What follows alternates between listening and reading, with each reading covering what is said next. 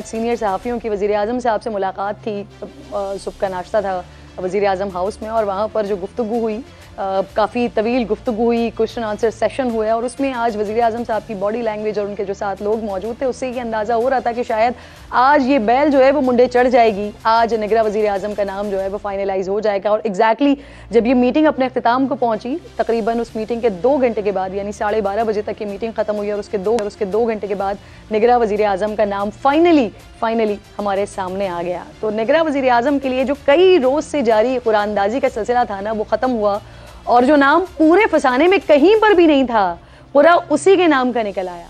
बलूचिस्तान से ताल्लुक़ रखने वाले सेनेटर हैं अनवरुल हक काकड़, मुश्तरका तौर पर निगरां वज़ीर आज़म के लिए अनवरुल हक काकड़ को चुन लिया गया है।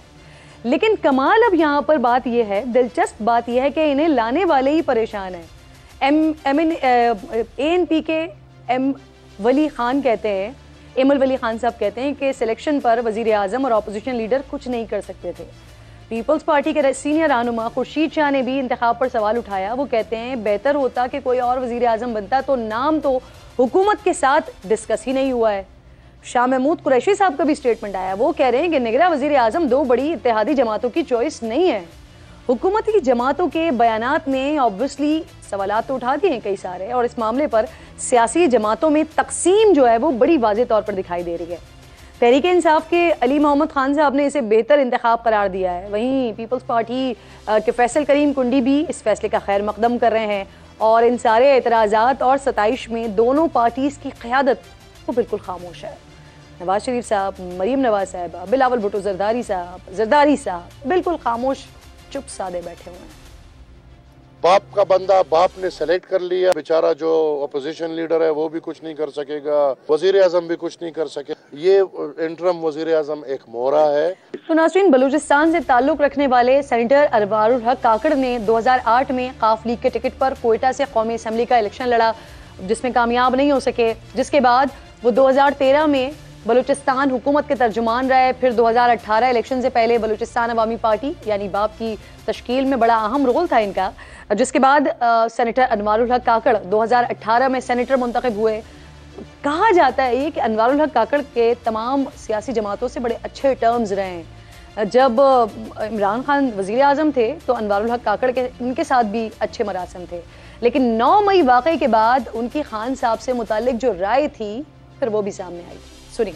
पाकिस्तान के अवाम के एक सेक्शन ने इमरान, मीडिया के एक सेक्शन ने अवाम, पाकिस्तान की जुडिशरी के एक सेक्शन ने अवाम को इमरान को बनाया, पाकिस्तान की इस्टेब्लिशमेंट के एक सेक्शन ने कंट्रीब्यूट, इसमें कोई शक नहीं है, इसमें कोई आर नहीं है इसको तस्लीम करने में। लेकिन मैं उनमें से एक को भी कंडेम नहीं कर रहा हूँ, मैं इमरान को ही कंडेम कर रहा हूँ। किसने उनको क्यों सपोर्ट किया? इसलिए नहीं किया था कि वो पाकिस्तान के इश्तिहारे जो रियासत के हैं उन पे चढ़ दौड़।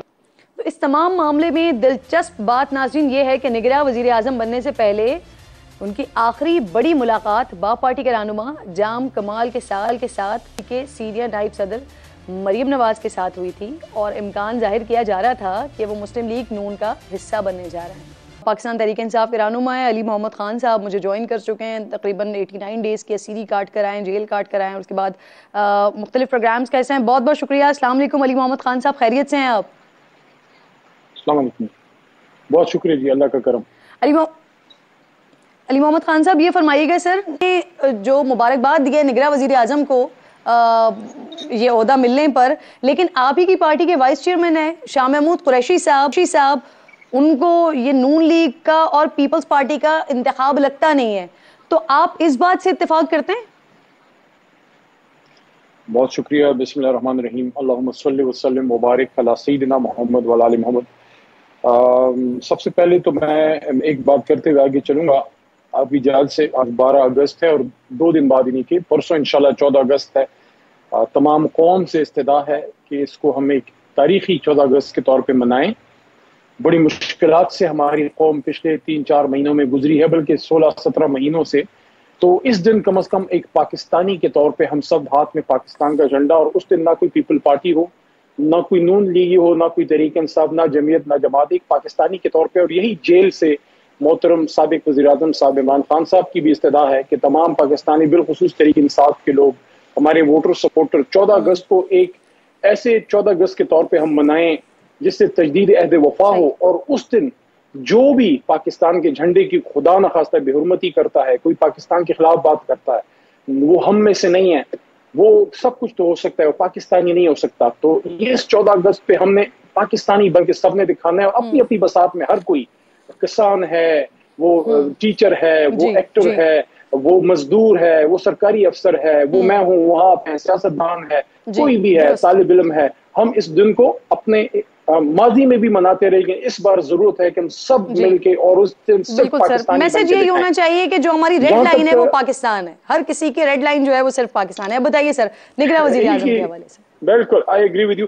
देखिए, जहां तक काकड़ साहब का ताल्लुक है, काकड़ साहब के साथ बड़ा नजदीक से काम किया। सेनेट में जब मैं पार्लियामेंट्री अफेयर्स के तौर पे जाता था तो हमारी ही गवर्नमेंट बेंचेस में पीछे बैठे होते थे बड़े पढ़े लिखे और मिलनसार और स्ट्रेट फॉरवर्ड आदमी। और उसके साथ साथ एक स्टैंडिंग कमेटी के चेयरमैन वो थे, जिसमें मैं एज ए मिनिस्टर जाता था। उनको मैंने बहुत मामलात को समझने वाला आदमी पाया, इसलिए मैंने उनको वेलकम किया है, पार्टी ने भी वेलकम किया है। लेकिन साथ में ये भी एक उम्मीद है, और हम इसको देखेंगे, हमारी तवक्को है कि एक ताज़ा हवा का झोंका साबित हो, और जो परसिक्यूशन तहरीक इंसाफ की सियासी मुखालिफिन की पिछली हुकूमत ने की वो सिलसिला रुके।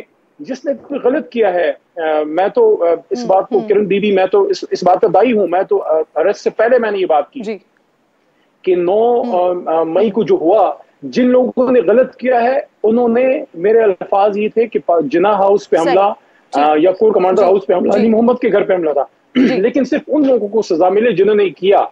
तो इस हवाले से एक तो एक जिम्मेदारी बनती है काकड़ साहब पे कि जिन लोगों की प्रोसिक्यूशन हो रही है, जिनका 9 मई से कोई ताल्लुक नहीं है, एक तो वो अली साहब, आपको आपके वाइस चेयरमैन को ऐसा क्यों लगता है? मुझे कहने दीजिए, अपनी बात पूरी कर लेने दीजिए। और दूसरा, हमारे चेयरमैन है इस मुल्क के साबिक वजीर आजम हैं, बजाय इसके कि उन पे जो कातिलाना हमला हुआ, हम उन खुरों का सुराग लगाएं, उनको जो गलत केसों में अंदर किया गया है। हमें किसी से फेवर नहीं चाहिए, लेकिन जुल्म ना हो, ज्यादती ना हो। जिस तरह आज वो जेल में है, ना उनकी जिंदगी का कोई सर, मैं आपकी इस बात को आगे बढ़ाती हूँ। काकड़ साहब से आप उम्मीदें रख रहे हैं, उनके ही स्टेटमेंट से मैं आपसे बात करूंगी, लेकिन उससे पहले आप मुझे बताइए, शाह साहब को ऐसा क्यों नहीं लग रहा है कि ये पाकिस्तान मुस्लिम लीग नून और पाकिस्तान पीपल्स पार्टी की चॉइस नहीं है? देखें, शाह महमूद कुरैशी साहब ज़ाहिर है सीनियर सियासतदान हैं, और उनको आइडिया होगा कि मुस्लिम लीग नून और पीपल्स पार्टी की कोई चीजें, बातें मुख्तलिफ फ्लोट तो हो रही थी, कुछ नाम भी आ रहे थे। और जहां तक काकड़ साहब का ताल्लुक है, वो बिल्कुल ही कोई एक्सपेक्ट नहीं कर रहा था। हम तो इस बात पे भी खुश हैं कि बलोचिस्तान, हालांकि उसको छोटा सूबा कहा जाता है, वो हमारी रकबे के लिहाज से सबसे बड़ा सूबा है, लेकिन सबसे इग्नोर सूबा है। तो इस बात की खुशी है कि तहरीक इंसाफ ने भी बलोचिस्तान को उसकी इज्जत में, मैं समझता हूं कि अपना किरदार अदा किया बढ़ाने में। लेकिन सर, कासिम खान क्यों नहीं लगता उनको कि ये पीपल्स पार्टी बनाया और मुस्लिम लीग नून की चॉइस नहीं है? और हमने मुझे कह नहीं दीजिए कि डिप्टी स्पीकर हमने कासिम सूरी साहब को जब बनाया बलोचिस्तान से, और हमने संजरानी साहब को सपोर्ट किया, वो भी बलोचिस्तान से थे। और अब ये खुशी की बात है कि मौजूदा वज़ीर आज़म ने की जिम्मेदारियां काकड़ साहब को एहसास होना चाहिए बहुत होगा। सर, मुझे इस बात का जवाब दीजिए ना।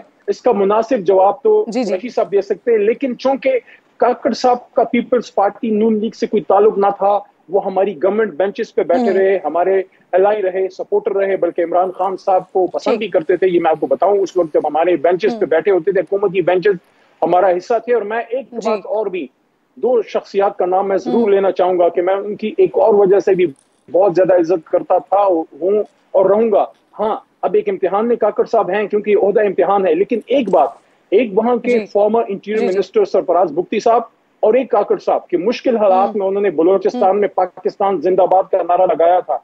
इस वजह से मैं सरफराज बुख्ती और काकड़ की बहुत इज्जत करता था।